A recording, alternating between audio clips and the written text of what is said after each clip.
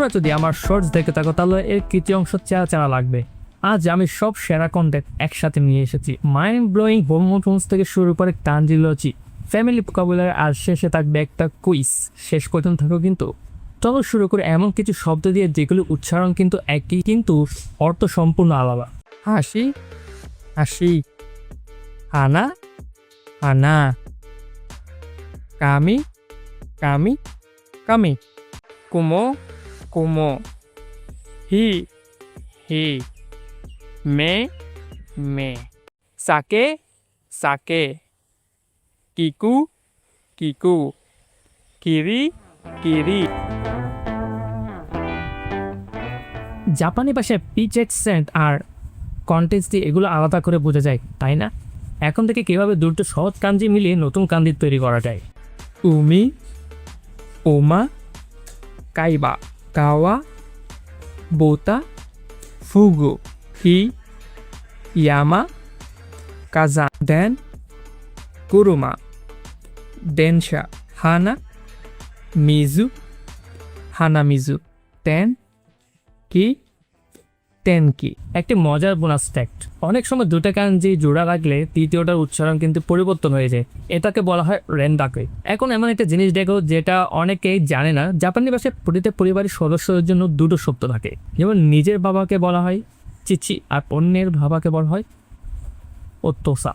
খাজোকো, গোকাজোকো, সোফু, ওজি-সান, সোবো, ওবা-সান, চিচি, ওথো-সান, আহা, ওখা-সান, ওজি, ওজি-সান, ওবা, ওবা-সান, তো, দান্না-সান, সোমা, ওকু-সান, কোদোমো, ওকু-সান, আনি, ওনি-সান, আনে, ওনে-সান, ওতোতো, ওতোতো-সান, ইমোতো, ইমোতো-সান। এই ডিস্টিংশনটা কিন্তু জাপানি পলাইটনেসের একটা অংশ।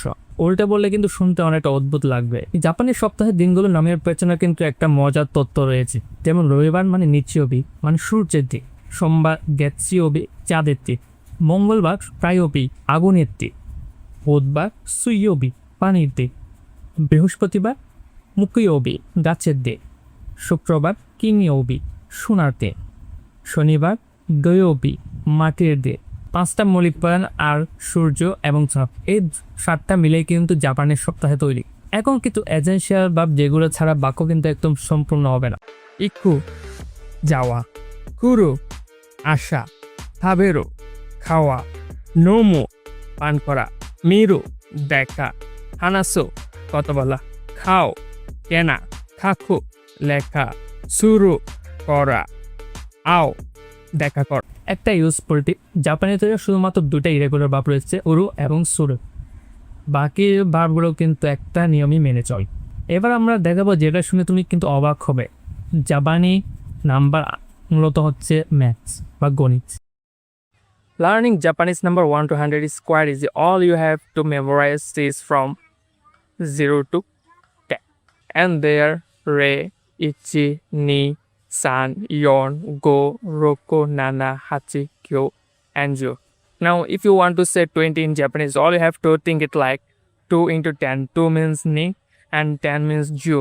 So 20 means niju. If you want to say 47 in Japanese, all you have to think it like 4 into 10 plus 7. 4 means yon, 10 means ju, 7 means nana. ইরঞ্জু নানা। আর যারা জাপানি মিউজিক বা অ্যানিমে মিউজিক পছন্দ করে তাদের জন্য কিন্তু এই শব্দগুলো।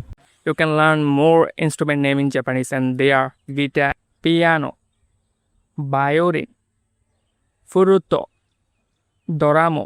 Well, এই ছিল ভিডিও। যদি ভিডিও ভালো লাগে তাহলে অবশ্যই লাইক করবেন, চ্যানেলে সাবস্ক্রাইব করবেন। দেখা হবে পরের ভিডিওতে।